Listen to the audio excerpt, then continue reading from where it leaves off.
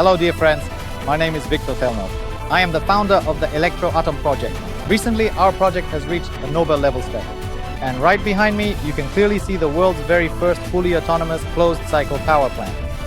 And that truly means we are now getting started with this incredible endeavor.